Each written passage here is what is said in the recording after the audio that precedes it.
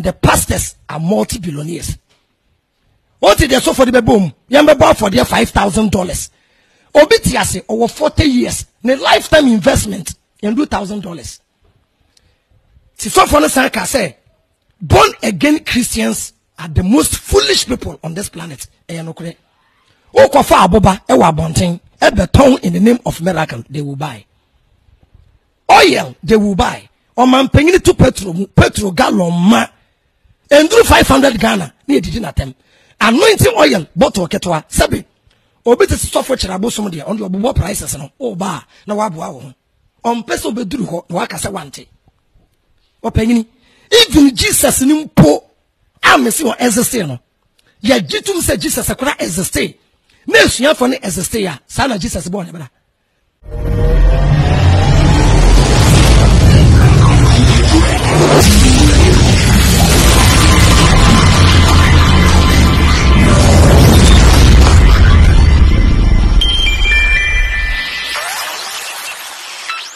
Abusuya empanifo se wotan okoduru kura na aya na we in America. Ene ye ba bedi abrante aye friend Avram Ben Mushie ho komo. Na ene eye abrante Avram Ben Mushie na woda. Na ne nsamra ne aya wotade bɔ ne ho ne se wo so ye Bible eye Ronaldo. Abusuya ye twa ye hombra ne ye won nsam ahodo bibiri eka edifa eye abrante aye friend Avram Ben Mushie ani din adodo na ade nim no ene ali abusuya yenkombra ne ba ebeto aso abusuya sikamani edumeku ene Ghana for ye tie brochire nyina ya dia tum eye tap send enu aso be fa phone na wa download eye tap send no e wo phone no so tap send adawuruma amesi kamani ayefu ayede memma revisit ene so ba brochire ha eye sikamani edumeku bogus ye nyina ya dia tum say no be ye adwuma eye tap send yo abusuafo mesa mo bibia kwaba e de abadwumedie ne so biom se de medin kan e kan no ye ba bedin komo e de afa Avram Ben Mushie ho esa se enne eye na woda Avram Ben Mushie eye nipa bia oba social media ne so no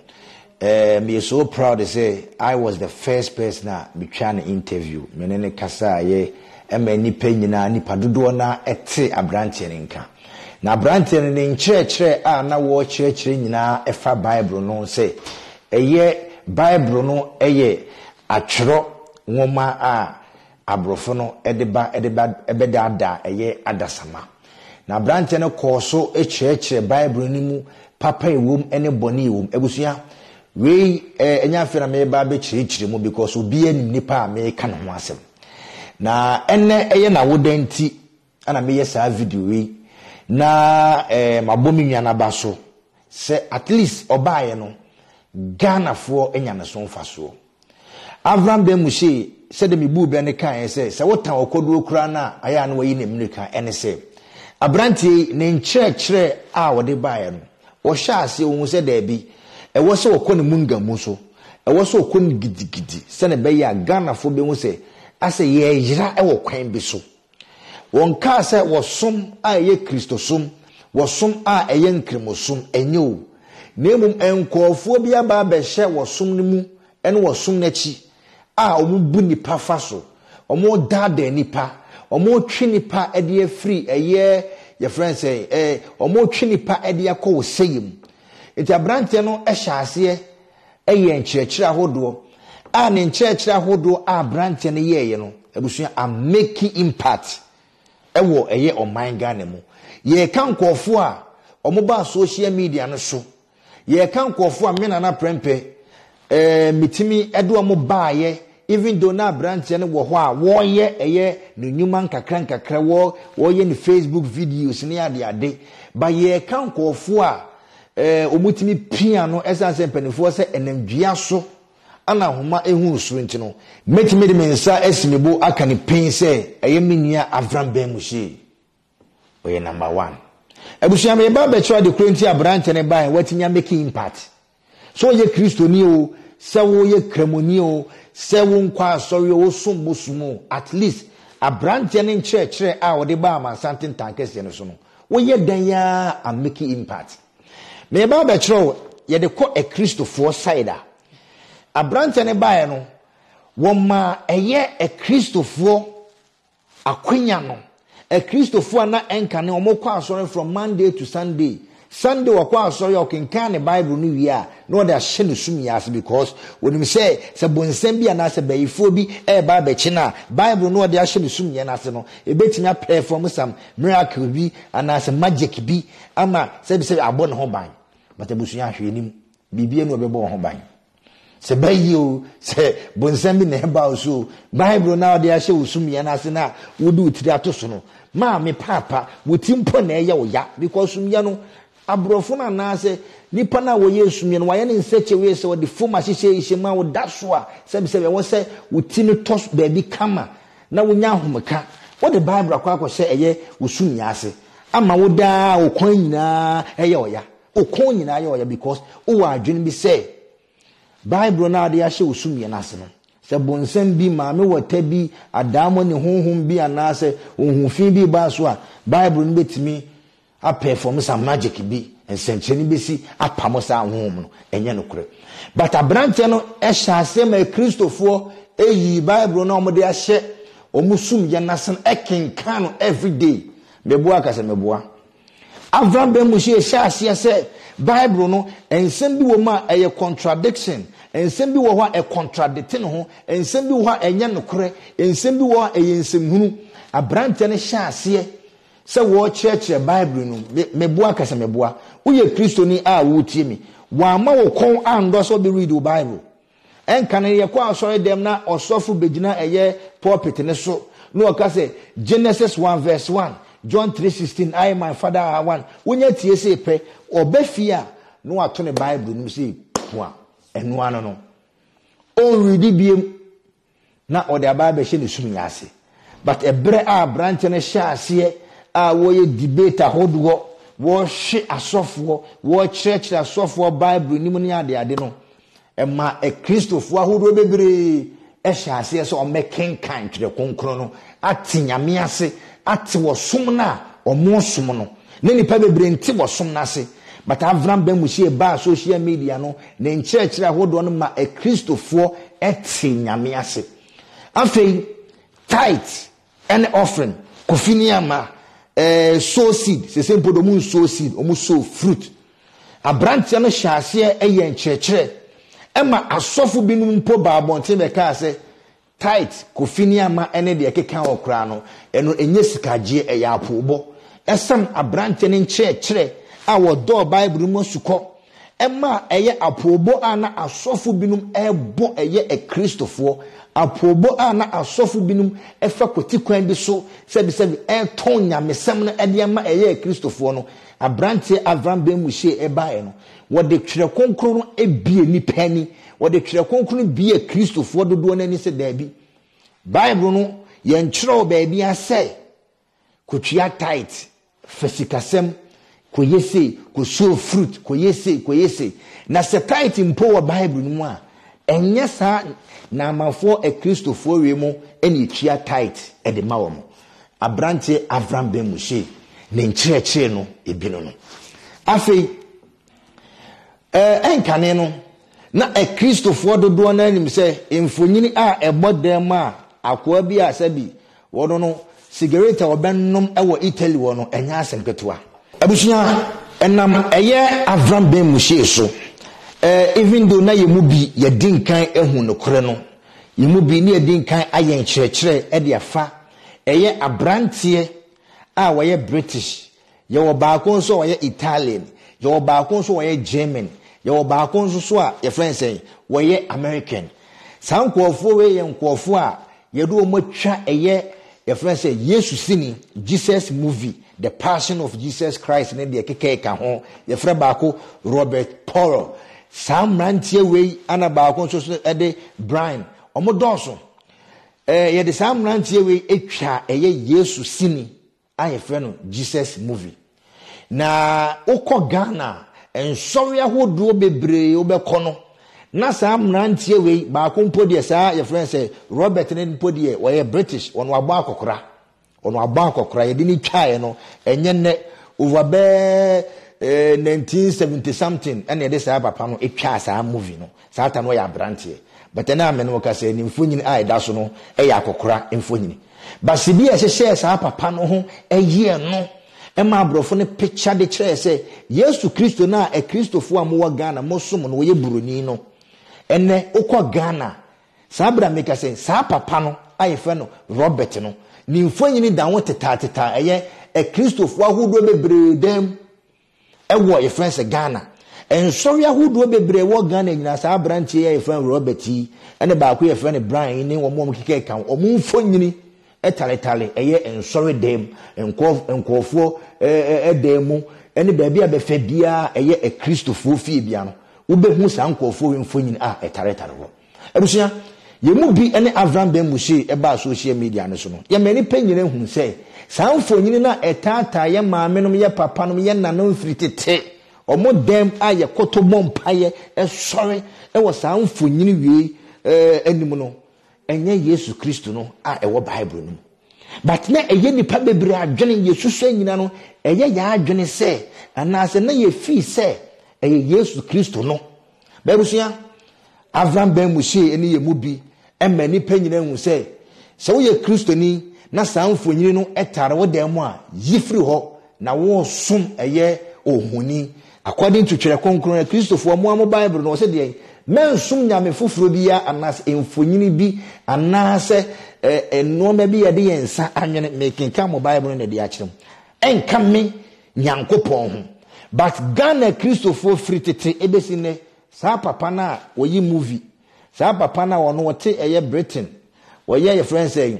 wote London abrochimem ba ko ye Italian wanum wie ne jota ko twase ni sinini kura wo twa kura ba bi kura no na omojo omahomia wo twa ne siga Ghana Kristofo asom sa papa na from recently be pimle ye mu bi Bible ntin Avram Ben Mushi Bible ntin ebe kire say sa mfonyini no wonye Yesu Kristo e Kristofo mu di nachi no obiri so obedim ehye ne de Kristofo ahodo asofo ahodo bebre afi omuhu no kore no tabusua abrante aye fen Avram Ben Mushi wo bae no so time no so penasemo so ta okodu okura na aya no yi na America because we bie wani ewo kwan bi so eno ma bi wo first no na wo fi se eye sei enete ba esan enkyerɛkyerɛ ene efrase enada atrosem asofo ahodo omode Ghanafo ahye eye esum ntino na omombeso mbebie nipa eni ama omohu nokore no efise mpanifo se kwasea eni tia na agrogu se wohu nokore na enya ade a usika obetam ede akwa sofo afi ebiem Avram Ben Mushi adawroma ene onse wohu eye video sofo bi de ne nsa ato akwada bi so ebo mpa ye se wotutu bayi ede ama no Avram Ben Mushi adawroma nti se ene unwu se osofo bi chamte ase wo se mo ye movie actors so mo ye de ben yo ubo se otimi de nsa efa obi enim sei woso wate nani otimi ehu ye friend say otimi hu eye enframa gu obi anum wose wama emma kasa otimi ma obi a ye friend say wate hwiche mu wose wama nanante abusua hu bondog anka sofo a wose wate obi ani na nipa ne fisi ya wo no according to sofo no wose ye fisi ya wo nipa no ohunu ade da o sofo itimi ko fa nipa ma ne bedina eye ne pulpit so no bompa ye hey baba hey keke mama hey baba hey mama keke ma bompa ye enifra hum tifri no so in the name of Jesus enifra hum tifri no so na nipa ne gina no ayese ubonza wudin shota na nipa na wose na ni efra ifisi ya wo no hunu ade da na ni efra na ni ti ye na sofo ni timi busan se atade e hye me na ye kala ben na jimi ntino na nipa na kasa atade na hye no e black Mami papa nipa ifisi ya wo hunu ade da me na prepare ifisi ya wo mi nkasa ada maso asi madani mum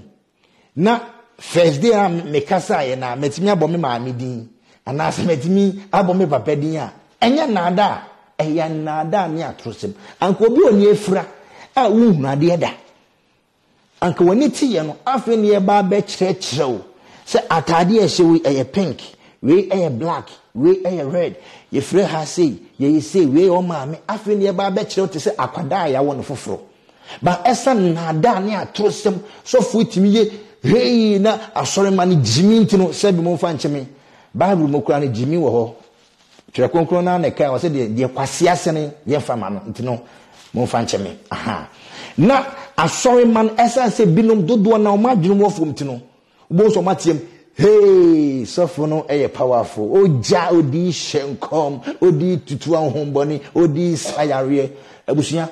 Avram Ben Mushe ene ne common sense ye mu bi ye bo na chidom adawroma ene sansem funi nyina won say ayere free social media because ya many pa enya da ho yen ka say jaya sore ko yen ka say men sum nyame because nyame sum no kra no ye de tete yen ya mfa nyame sum anwo yen me na prempa mete ye wo meto eye presby but me nyini no won say matwe me ho de free presby ama say be say ma adwumu abia hu say da bi nyankopon no wotimini mu the same thing na yenim obi a sebi ne maame ne papa ewo no me ba be kan story bi na yato aso obi wo ho ne maame ne papa wo no ene bia ne maame ne papa ekonya akwanhia ana ne maame ne papa wu nyina ewuye but answer na ne maame ne papa etiase no me ye kristofo akwada ne ye baby nye a wonim hwe de maame ne papa tu kwan o makwa akonya akwanhia akwada ne nyankopon dawroma akwada no wanwu but ne maame ne papa ene wuye your friend say odunfo bi ebepie akwada a woye nye se ne maame ne papa nya akwanhia oto ne hwe benku ne nifa na obi ani wo ototo mbotom so ohun bibi a kyerɛ sɛ akwada wei wo firikuro wei so ne papa na se ne maame firikuro wei so ankampese na ankampese ode akwada no bu akwa eye your friend say nipa no abusuafo wo ho bi sa ana sa your friend say nipa na wo ka nantwie so no wo ye kremoni ana obe pie sa akwada no so ana ofa akwada no ede ne ko no fi abusuami busa prekope se sa akwada a ne maame ne papa ewu agya no nemom omunwu ye no mo ye kristofo na enesa akwada no wakwa akodi eye kremoni nsem a kremoni ne eba betete no ufi se eye ufi se osombe na kremoni no a wakwa akofa akwada no wode betete no wode nkremosom ene betete no even though na ne papa ne maame te ase no na omo ye kristofo but nipa na wo tete no wode nkremosom ene eba betete no enuntina na ye kire wo se wo som ade bi a ye ba beto no asase wi so ye sa de bekọ ye be dane agya e wa asase wi so entino obi kurati bi kohia eye oba ne ye kremoni be ma ne ye kristoni esra se wo do ntino oba ne timi ka kire se be ma so be se wo ware media je so wutuba e be ye kremoni o sa so na the same to obi timi kohia kristoni esa no do ntino otimi ka kire se o pese o ware me jan kremosom no ne be dane kristoni ntebusia wo som ade bi a yamfa wo yen ntete ye be fa na asase wi so etino untimi nka se chenchene twan nipa asomesi koyesi kosum wi anase koyesi estan enchechire ahodo a abrante Avram Ben Mushe ede ba social media no so no ebie nipa dodo na ani emomu hu no kore a ewo entrum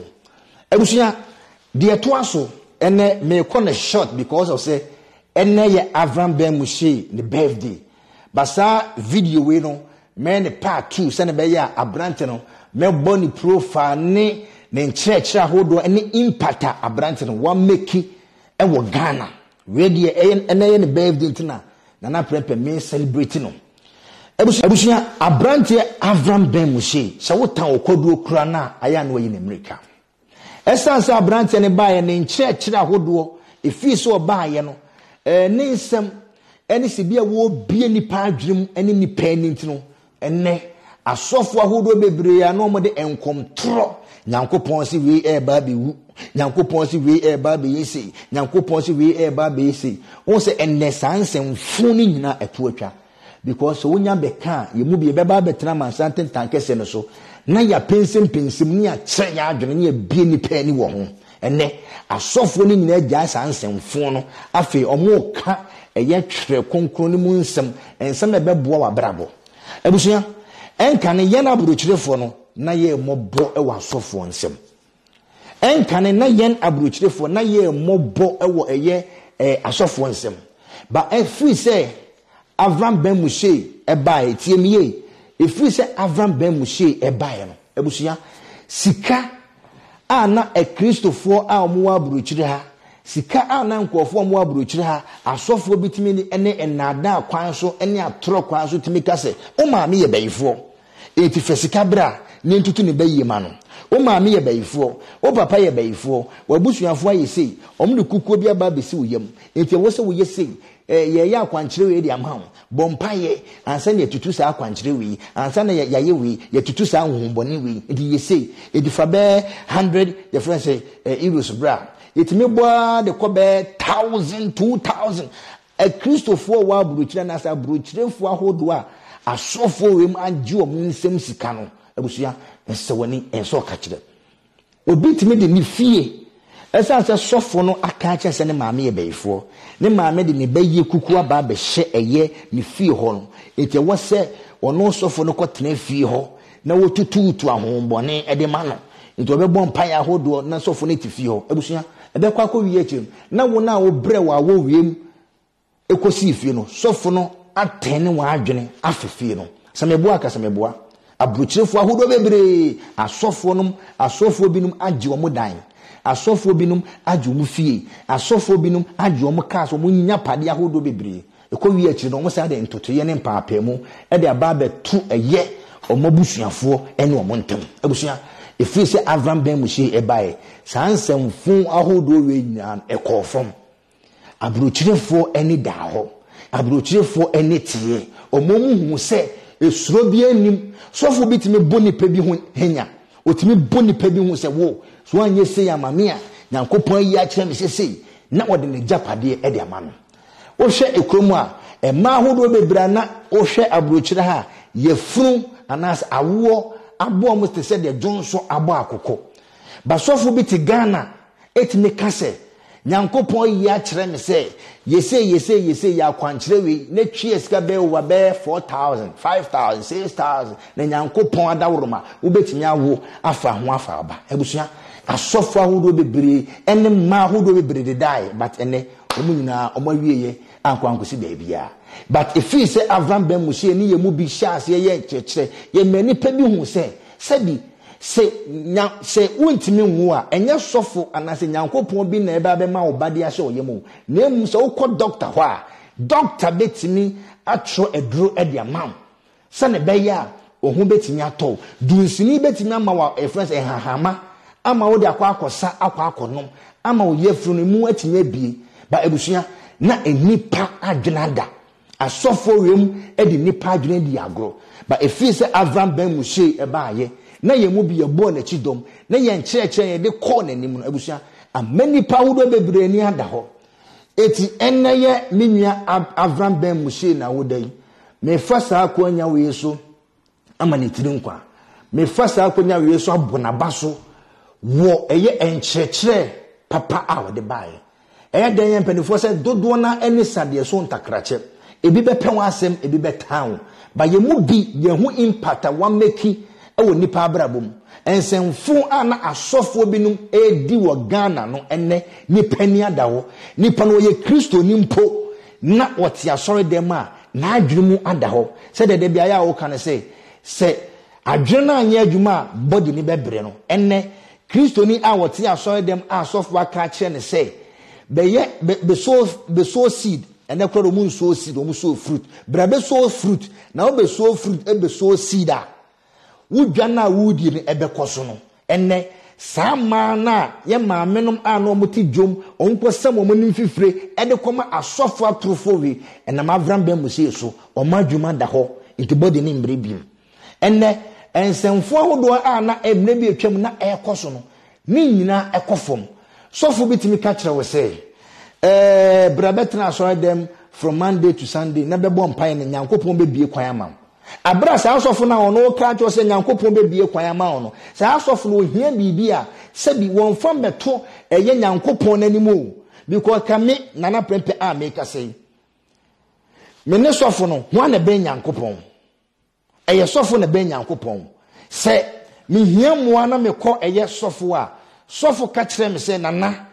eye wabusade yi die asem anase wo hia asem we die just wo bom paye na wo ya kom kire edu afuto wo eye 65 days anase 6 days bom paye ai mu oden na Nyankopon beti osufre me Nyankopon a me gini die no Nyankopon beti osufre awo na wontimi wo no wadwuma na asɛn no enoma na ye bibi basa no eye abayifo a wo de kuku aba besi ujem no bom paye na eye noma ebe kama ede ama sofo beka sa asem de akyerew no asa agi osika asa twiato ebusuya se sofo wei ehia bibia okọ asọre mpanimfo ho no de akwa akoto mo anim se sofo mehia ka etino anka be ya monjeje ntoboa na mo fanto ka ma me sofo me bese me tufri ba bia mete bi ko ye me mana doso eti kan bese ka musi da ma me ebusuya na ensor asọre mpanimfo de akwa akoto eye asọre nanim se sofo ehia ka sofo hia dan eti yenjeje ntoboa ampani ampa ye bejeje ntoboa na yede akwa akoto ka no yede akwa akosi dan de amasofo ebusia adan na sofo no no be Nyankopon no onko Nyankopon no straight enko kan chense Nyankopon mi hia ka Nyankopon mi hia dan na Nyankopon nyema no but wo ko sofo ani ma sofo ka che ko bom paye na Nyankopon beti osufre ebusia eya adwene na omode dada nipa businessman bia no ebiebie nkura bata enu ntina asoro na kwakoye business ntino obi wa asoro wo sunyan o wa asoro Kumase o wa asoro wo ye Accra o wa asoro ye Tema wo Tema o wa asoro wo Bekwai obi ebi nkura bata se na be ya ni business ni sika bebem na se be wada eye ka akesim abusuya ma woni nda ho na sa edifu atrufo wi no omoda ho eye adwuma enne eye menua Avram Ben Mushi na woda Avram bebe wo be twedi amponyankopɔ won hyira wo o twedi amponyankopɔ won yi mfiri adomu enkwa adomu o twedi amponyankopɔ won hyira wo na emprepra watamfo koso bɔ ho moden na mehu se ne wo do ho awura eye amanyonsi mu eye politics na ho nso so kɔ so bɔ ho moden awo ho yemu bi no sebi ye bɔ wachi dom bebe wo be nyankopɔ hyira wo ebusunya share sa video ese na be ya menua Avram Ben Mushi ne nsabeka sibi angra kamebetena na kamidi na tema ka be she amane nsaka no se nemete ya na me bo na baso na me ka no mapapa bi a ewa branch no ewom se wo yenipa eden a 1 or 2 things bi wo wa obedi 4 baby wo yenipa nemom eno mapapa a waye no ne akasa afa ho ne abo na baso bemia Nyankopon hyira wo ene your birthday chile bye anka kum chacha eni obi no no ye hwan no matoka ema sofo akase ono ne ka eni munyansa chenga nafo enye Bible a adesua be no mo asua Christians are poor and the pastors are multi-billionaires. What is the so for the boom? Yamba for the $5,000. Obitiase over 40 years, the lifetime investment and $2,000. So for the say,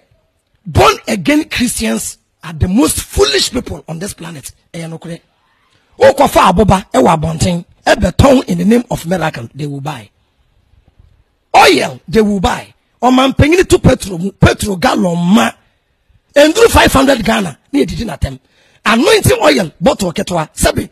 Obi te sofo chirabo som de on the obo prices no. O ba na waboa wo. On peso beduru ho na waka se wante. O pengini even Jesus ni mpo amesi won exist no. Ya jitum se Jesus akora exist. Na esua for ne exist ya. Sana Jesus born bra. He for na Jesus ne mama Mary e announcement say Israel for mene mama Mary yet Bethlehem house from 1642 or chanopa munshia me ho na mo ba mo mo Jesus kasa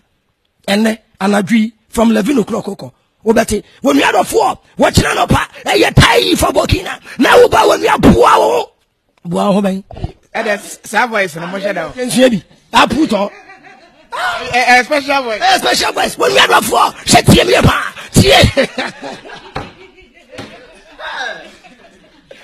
azankwa reading ai ebuni pebu me say the make me boa small boy bi ba start asole 1 2 3 na kwa dane isekani na members in and form ya pon asole ya mun fension anko not a range mu nti before yen reason kakra kwose mountains bompa ye befie eso kwa abrochire kwose they don't pray more, they don't go to church more, but they put more effort into their business. Ghana obeko offices bi no bit wo hwebo office no hwebo kenkan graphic abrochire fire okrache ye bibia ye aso dan bi o area ho every Sunday no ma block car kwan police for kra na be hye cars no mo but obi frame fi UK say omo aso dan on person ye expansion kakra omo mampanyinfo ba ho Sunday omo ye asole eno mo check cars e ba ho eno mo say even if you extend the building by one yard e be push some of the cars outside, so we won't allow you. And then before ye pen to yes sir ye be sit down krasa minim sa brofo mo ye wiring ria ye wo mo be check every wire and say ato adan so Ghana but na bro says wo wom ya show no permit o the brown envelope ko to aso nti abro sem bu na kunipa na ye de ahye obi esa say ye ntutu ye nyina nye ye ka kwan o ti budget ye da ka kwan so ye mbe hyew 3 weeks na ka kwan na tutu de o ye ka kwan no na wafa ne ho adi esa say obi we kira waje bi edi nti ye nchene mma hwe sika ya de ma wayo me nim say de tie de but o man pay na tamos ka say ami de miskei minnim ho hwe not ho ye de o man pay ni muwa ti ho na ya tamo me sika de ahye obi se no nim hwe ya na say man na kasa we are not safe. And even Ghanaians don't trust our policemen. Oh, but yeah, they took the law into their own hands. We are just looking at the killing they kill our brother. But you are hearing other way. Minimum be go. I was say, Omuchi for the Nuko police station. At the better, we go to your bribe. No, no. In Tomoka say, why you better Julo Eno, you be coon,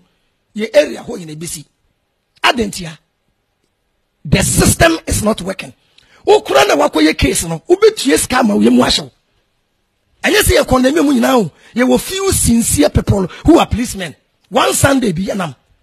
and a police car stop ye no say driver where's your license and no J license no enye driver na license no dey check say passengers mo hwe driver you dey motike me the picture ni na say there bi we okumu a we kumu free driver min blame me nuanom ni bi and ama okwan ma odi sa kwasi adwuma no why you look and come bo wasum when na me didi police for na ye mfiti ye nkola brem ye ka se be police for no didi atem unum say obi ahu kire ko police ye say police more than o ye below 5 feet I am foul me police ni be 4 feet why na fa o pa me ko frɛ ne your system ni nye because black man free say ye nya ade bia no protocol and to whom you know unum say oni pebi o mani mu a o me untouchable na ban na wo so entuma ye che na obepi ntoba bue prepra na ye gya no system na nya adwuma ye bibia said because of religion bibia oh ye nya mewrade America ye ja bi mewrade oh when the law have to deal with you the law will deal with you so that it will serve as a warning to future generations aha na ye ana se kwa kwache lawyer fo yo mo jeje body ne banche ne confirming ye yo mo de but ya sem ye sana Africa 40 ye believe say papa bi wo soro a uja asem manwa obeboa wo nti Rollins ka say ye nyai sa Bible ne Quran ye de so e no na ye nkoye nanan mabosom ne so back sanka be ye minister na wakoso bodua mu wantoa so me ka wantoa dim me ji skasa me koye ka akwana me di 2 cedi me ye fundoa aka ye mpanyefo ko Brazil come the balance